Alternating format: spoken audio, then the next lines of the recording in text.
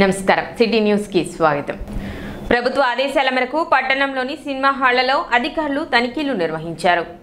తెనాలి పట్టణ RI Rafiq, civil supply RI Janu పట్టణంలోని పలు థియేటర్లలో సౌకర్యాలను పరిశీలించారు। తినుబండారాల ధరలు, పార్కింగ్, టాయిలెట్స్, సీట్లు సౌకర్యంగా ఉన్నాయా లేదా, ఫైర్ ఫెసిలిటీస్ వంటి విషయాలను నమోదు చేసుకున్నారు। థియేటర్ యాజమాన్యానికి పలు సూచనలు చేశారు। పై అధికారుల ఆదేశాల మేరకు తనిఖీలు నిర్వహించడం జరిగిందని ఆర్ఐ రఫీక్ తెలిపారు।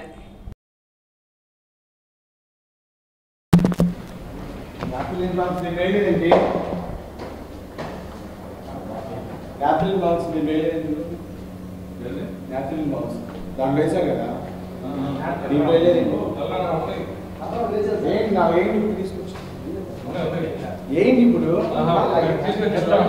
ఇక్కడ రంధ్రాలు పెట్టేది సార్, రంధ్రాలు చూడు ఏంటి ఈ రంధ్రాలు వెళ్ళిపోతుంది కూడా ఇది కూడా ఇదే కదా ఇన్స్పెక్షన్కి అదే సార్ ట్యాప్లు పెట్టారు సార్। అది కాదు మనతో పాటు అవును చెప్తున్నాను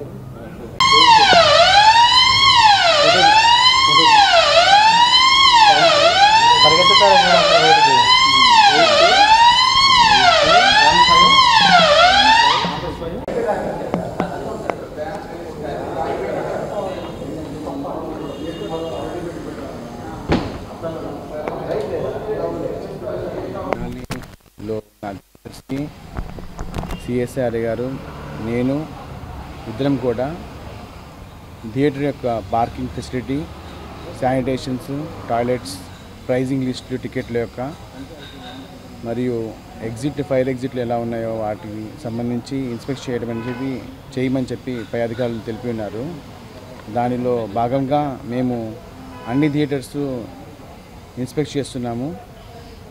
ప్రైజ్లు ఎలా ఉన్నాయి, శానిటేషన్ ఎలా ఉంది, నీట్నెస్, సీటింగ్ ఎలా ఉంది, పార్కింగ్ ఫెసిలిటీ ఎలా ఉంది, కస్టమరు మనకు వస్తున్న వాటికి ఎలాంటి ఫెసిలిటీస్ ఉన్నాయనేది పై వాళ్ళ ఉత్తర్వుల ప్రకారము ఇన్స్పెక్షన్ చేయడం జరుగుతుంది।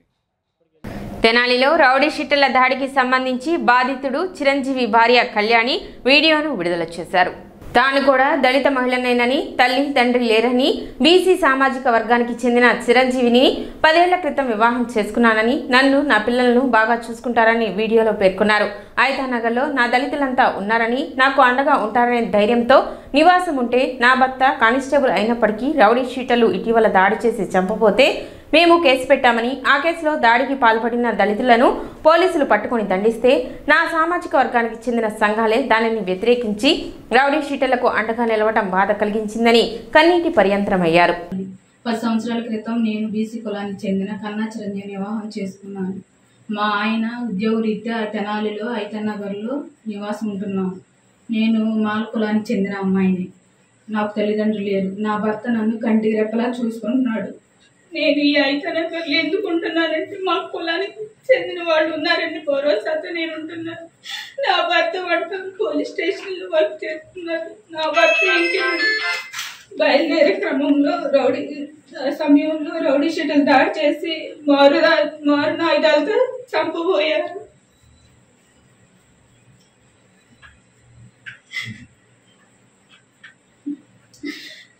అక్రమంలో భయంతో అక్కడి నుంచి పక్కన వెళ్ళిపోయాడు।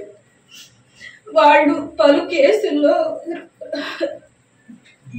నేరస్తులని తెలిసింది। ఆ రోజు దళిత సంఘాలు, రాజకీయ నాయకులు ఏమైపోయారు, మా ఆయనకి ఏమైనా జరిగితే మేము, మా పిల్లలు ఏమైపోయారు। నా భర్త ప్రాణాలు దక్కడం నాపై చూపింది అయితే నేను భావిస్తున్నాను। రౌడీ షీటర్లు ప్రోత్సహించమని కుల సంఘాలు, రాజకీయ నాయకులకు అంబేద్కర్ చెప్పారా? రౌడీ షీటర్లు దళితులు అయితే నేను దళితులని కాదా? నా భర్త బీసీ దళితుడు కాదా? ఆ రోజు రౌడీ షీటర్ దాడిలో నా భర్తకి ఏమన్నాయి? దళిత సంఘాలు, రాజకీయ నాయకులు నాకు ఏమని సమాధానం చెప్తారు? నా కుటుంబాన్ని పోలీస్ శాఖ చాలా అండగా నిలబడింది। రౌడీ షీటర్ పై ఇలా ఉక్కుపాతం మోపడం నాలాగే మరో మహిళకు ఇలా అన్యాయం జరగదు। నిజమైన దళితులకు అన్యాయం అవమానం ఏమైనా జరుగుంటే వచ్చి పోరాటం చేయండి, అంతేగాని ఇలా రౌడీ షీటర్లకు మానవ మృగాలకు సపోర్ట్ చేయొద్దు. మీ అందరికీ దళిత సోదరి విన్నపం. జై భీమ్. తెనాలి మండలంలోని ఎర్కలపూడి గ్రామంలో పీఎండీఎస్ క్షేత్రాన్ని రాష్ట్ర వ్యవసాయ శాఖ డైరెక్టర్ ఎస్ ఢిల్లీరావు సందర్శించారు. మండల గ్రామమైన ఎరుకలపూడి గ్రామంలో రంగయ్యకు చెందిన పొలాన్ని రాష్ట్ర వ్యవసాయ శాఖ డైరెక్టర్ ఎస్ ఢిల్లీరావు పరిశీలించారు. ఈ సందర్భంగా రైతులతో మాట్లాడి పీఎండీఎస్ గురించి వివరించారు. వివిధ పంటలకు సంబంధించి 32 రకాల విత్తనాలను ఒకేసారి పంట వైవిధ్యంగా ఉంచి నెలలో కలియదున్నటం వల్ల భూమిలోని సేంద్రియ కర్బనం అలాగే సూక్ష్మ ధాతువుల లభ్యత గణనీయంగా పెరిగి రసాయన ఎరువుల వినియోగాన్ని తగ్గిస్తుందని ఆయన రైతులకు చెప్పారు. ఎండాకాలంలో మరి ముఖ్యంగా జూన్లో భూమి ఎండకు ఎక్స్పోజ్ కాకుండా పీఎండీఎస్ కాపాడుతుందని అన్నారు. ఈ కార్యక్రమంలో జిల్లా వ్యవసాయ అధికారి వెంకటేశ్వర్లు, డిపిఎంకే రాజకుమారి, ఏడీఏ ఎన్ ఉషారాణి, ఏఓ జి ప్రేమ్ సాగర్, అలాగే ఏఈలు, ఏసీఆర్పీలు, రైతులు పాల్గొన్నారు.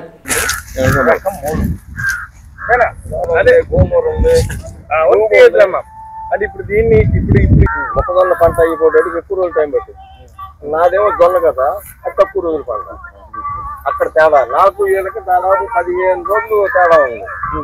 నేను ఖాళీగా తక్కువ, కొంచెం మొలటంలో తేడా. ఇది 5 సంవత్సరాల నుండి చేస్తున్నారు. ఇది 2 సీజన్లకి చేస్తున్నారు. ఆ వరి పంటకి ఉపయోగపడాలని చెప్పేసి ఇది వేస్తున్నాం, అంతేనా? ఆ తర్వాత ఇచ్చే పంట మొక్కజొన్న కదా, ఆ మొక్కజొన్నకు ఉపయోగపడేటట్టుగా వేసుకోవాలంటే 4 రోజులు అనేది కూడా వేసుకోవచ్చు.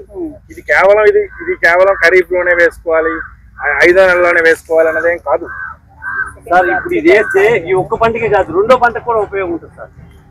ఖచ్చితంగా ఉపయోగపడుతుంది. Community managed natural farming PMDS అనే ఒక కాన్సెప్ట్ ని మనకి గత 7-8 సంవత్సరాల నుండి వర్క్ చేసి, దాని ముందు ఒక 10 రకాలు అన్నారు, తర్వాత 20, ఇప్పుడు సుమారుగా 32 రకాలతో క్రాప్ యొక్క డైవర్సిటీని పెంచడంతో పాటుగా ఇక్కడ బయోమాస్ పెంచాలనే ఉద్దేశంతో మరియు ఫాడర్ ఒకటి కూడా వచ్చేటట్టుగా ఆ ఎండాకాలం మే అండ్ జూన్లో భూమి అనేటువంటిది వేడికి డైరెక్ట్గా ఎక్స్పోజ్ కాకుండా ఉండడానికి అని చెప్పి ఇలా వేరియస్ అన్ని రకాల ఆబ్జెక్టివ్తో ఈ పిఎండిఎస్ అనేది ఇంట్రడ్యూస్ చేయడం జరిగింది. రైతులు ఇప్పుడు ఇక్కడ రంగయ్య గారు లాంటి రైతులు ఎవరైతే ఉన్నారో ఇలాంటి రైతుల్ని మోటివేట్ చేసి వాళ్ళతో ఈ పిఎండిఎస్ని ప్రాక్టీస్ చేయించడం జరుగుతూ ఉంది. అది ఫీల్డ్లో ఎంతవరకు జరుగుతుంది అని చెప్పి ఒక్కసారి చూద్దాము. నిజంగా పిఎండిఎస్లో రైతులతో ఎవరికైనా ఒకరితోనైనా ముఖాముఖి మాట్లాడితే మనకి పిఎండిఎస్ యొక్క ఉపయోగాలు, పిఎండిఎస్ వేశాక ఏ విధంగా యూరియా తగ్గించుకోవచ్చు, ఏ విధంగా డిఏపి తగ్గించుకోవచ్చు, ఎలా కాంప్లెక్స్ ఎరువులు తగ్గించుకోవచ్చు, లేదు పురుగు మందులు కూడా తగ్గించుకోవచ్చు, భూమి ఆరోగ్యం ఎలా పెరుగుతుంది, మనిషి ఆరోగ్యం తద్వారా ఎలా పెరుగుతుంది అని చెప్పి అది తెలుసుకుందామని చెప్పేసి అని ఎంత ఎక్కువలో ఇది జరుగుతుందని చెప్పి అని దాంతో రంగయ్య గారు మరియు విజయలక్ష్మి గారి పొలానికి ఈరోజు ఇక్కడికి రావడం అనేది జరిగింది. ఇప్పుడు ఇటు విజయలక్ష్మి గారు, రంగయ్య గారు లాంటి వాళ్ళతో ఎక్స్పీరియన్స్తో ఒక సదస్సు లాంటివి 2-3 గ్రామంలో అందరితో పెట్టి ఇదిగో నేను ఈ విధంగా చేస్తున్నాను, మీరు కూడా ఇటువంటి ప్రాక్టీస్ చేయండి అని చెప్పి అలాంటి అవగాహన సదస్సులు కానీ పెడితే అప్పుడు మనకుండా కేవలం పిల్లి పెసరు వేసేవాళ్ళు ఈ పద్ధతి వేసుకుంటే బాగుంటుందేమో, అయితే కేవలం జనుము వేసుకునే వాళ్ళు ఈ విధంగా వేసుకుంటే బాగుంటుందేమో, అయితే జీలుగు వేసుకునే వాళ్ళు ఈ విధంగా వేసుకుంటే బాగుంటుంది అని చెప్పేసి అని అది అడ్వకేట్ చేయాలని స్థానిక విఎస్ఆర్ అండ్ ఎన్వీఆర్ గ్రౌండ్స్ నందు జరుగుతున్న KCL, KYR and KVS cricket league బుధవారంతో ముగిసింది.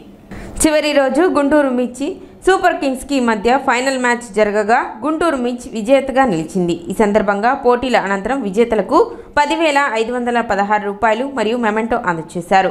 రన్నర్కి 3,116 రూపాయలు మరియు మెమెంటో అందజేశారు. రాష్ట్ర కృష్ణ బలిజ అధ్యక్షులు కోల అశోక్, రాష్ట్ర విశ్వబ్రాహ్మణ కార్పొరేషన్ మాజీ చైర్మన్ కనకాచారి ముఖ్య అతిథులుగా పాల్గొని విజేతలకు బహుమతులు అందజేశారు. గెలుపు ఓటములను బేరీస్ వేసుకోకుండా క్రీడా స్ఫూర్తితో ప్రతి ఒక్క క్రీడాకారుడు ముందుకు వెళ్లాలని ఈ సందర్భంగా వారు పేర్కొన్నారు. టోర్నమెంట్ నిర్వాహకులను వారు అభినందించారు. కార్యక్రమంలో తెనాలి కృష్ణబలిజ నాయకులు చెన్నూరు వెంకటేశ్వరరావు, రాష్ట్ర కృష్ణబలిజ జాయింట్ సెక్రటరీ ఆనంద్ కుమార్, మాజీ Krishnabalija chairperson Kaveti Samrajyam, VSR college principal Ravindra, Kaveti Eshwar, Pasem Venkatesh, Annam Rajesh, Kaveti Venugopal, Battula Shravan, ఏ వేణు తదితరులు పాల్గొన్నారు.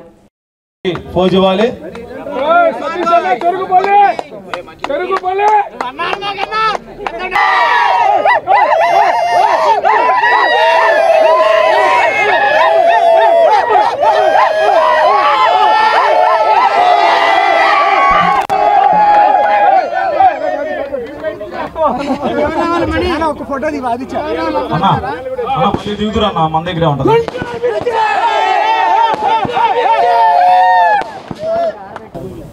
ఇక్కడ జరుగుతున్నటువంటి క్రికెట్ పోటీల్లో ఎంతో ఉత్సాహంగా పాల్గొన్న అన్ని టీముల వారికి కూడా ముందు ధన్యవాదాలు తెలియజేస్తూ, మరి ఈరోజు జరిగినటువంటి ఈ కాంపిటీషన్లో గుంటూరు మిర్చి తెనాలి వారి సూపర్ కింగ్స్ దాంట్లో జరిగినటువంటి మ్యాచ్లో మరి హోరాహోరీగా పోరాడి జయాలనేది కామనం. మరి విన్నర్గా నిలిచినటువంటి గుంటూరు మిర్చి టీం నాగరాజు గారికి కంగ్రాచులేషన్ చెప్తూ, అలాగే మరి తెనాలి టీం వారికి కూడా కంగ్రాచులేట్ చెప్తున్నాం. ఎందుకంటే చివరి వరకు పోరాడారు కాబట్టి విజయాలు సహజం. అందులో నేను మరి మహానాట్య ప్రోగ్రాంలో చాలా బిజీగా ఉన్నాము. అశోక్ అయితే, మా సోదరుడు అశోక్ అయితే, అన్నగారు మనం వెళ్ళాలి తెనాలిలో ఇది ఉందంటే మీ అందరి సహకారాలతో ఈ వచ్చే సంవత్సరం ఇంతకంటే భారీగా చేయడానికి మరింత ఉత్సాహం మాకు కలిగించారు. ఫస్ట్ ఆఫ్ ఆల్ నేను చెప్పడం మర్చిపోయాను, బాయ్స్ గుంటూరు మిర్చి ప్రతి గేమ్ చించేశారు. సాటిస్ఫాక్షన్. అలాగే డామినేటర్స్ మీరు చేసిన త్యాగం ఇక్కడ ఉంటుంది, మీరేం ఎక్కువ ఆలోచించమాకండి. ఇక సూపర్ కింగ్స్ వాళ్ళ కష్టమే, ప్రతిదీ వాళ్ళదే, తిట్టు వాళ్ళకే, ఆనందం వాళ్ళకే, అన్ని వాళ్ళకే. కాబట్టి ఈ యొక్క కార్యక్రమానికి ఇంత సహకరించి ఇచ్చేసిన మీడియా వారికి, మా ప్రిన్సిపల్ వారికి, ఎన్వీఆర్ ఇంజనీరింగ్ కళాశాల అధినేతలకి అందరికీ ధన్యవాదాలు తెలియజేస్తూ, మాకు క్రీడలు కూడా ఇంత అవకాశం, ఇంత అనుభవాన్ని కలిగించిన మా ఆలపాటి రాజన్నకి మరీ ముఖ్యంగా శిరస్సు వంచి నమస్కరిస్తూ. అలాగే ఇది గుంటూరు టీం మిర్చి వాళ్ళు గెలిచిన కప్పు కాదు, కేబిఎస్ ఆంధ్రప్రదేశ్ గెలిచిన కప్పు ఇది. కాబట్టి దీన్ని అందరం కూడా ఇది కేబిఎస్ ఫ్యామిలీ కప్పుగా మాత్రమే తీసుకుందాం. అందరం కూడా ఇది స్పోర్టివ్ గా ఉందాం. ఎవరు కూడా బాధపడాల్సినటువంటి విషయం కాదు. అందరం సోదర సమానులం, బామర్దులు. ఇది ఒక ఫ్యామిలీ రిలేషన్ మ్యాచ్ మాత్రమే. కాబట్టి అందరూ కూడా పాజిటివ్ గా స్పోర్టివ్ రేస్ లో ముందుకు వెళ్ళాలని. సిటీ న్యూస్ ఇంతటితో సమాప్తం. నమస్కారం.